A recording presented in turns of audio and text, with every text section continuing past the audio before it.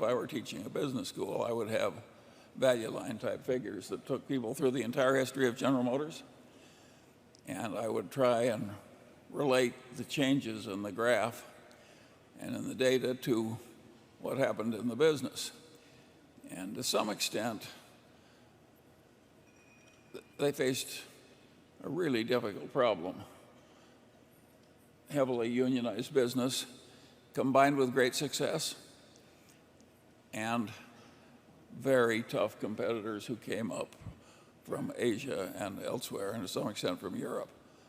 And that is a real problem, which of course,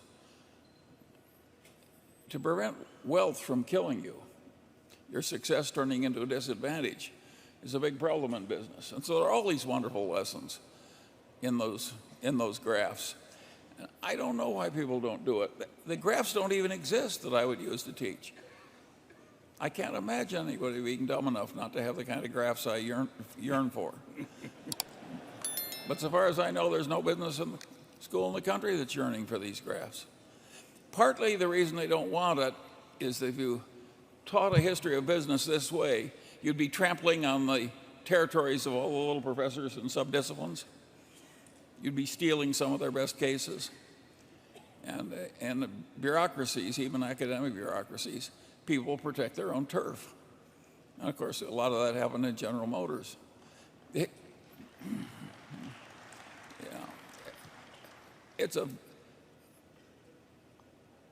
I really think the world, that's the way it should be taught. Harvard Business School once taught it much that way, and they stopped. And I'd like to make a case study as to why they stopped. I think I can successfully guess. It's that a course in history of business trampled on the territory of barons of other disciplines, like the baron of marketing, the baron of finance, the baron of whatever.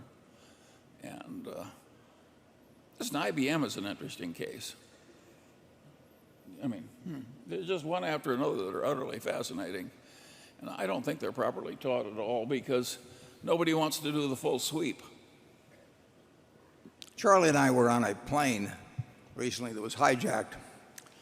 With what? It was hijacked. I'm telling about our experience on that hijacked plane when the hijackers picked us out as the two dirty capitalists that they really had to execute. But they were a little abashed about it. They didn't really have anything against us. So they said that each of us would be given one request before they shot us. And they turned to Charlie and they said, "What would you like as your request?" Charlie said, "I would like to give once more my speech on the virtues of Costco with illustrations." And the hijacker said, "Well, that sounds pretty reasonable to me." And he turned to me and said, "And what would you like, Mr. Buffett?" And I said, "Shoot me first."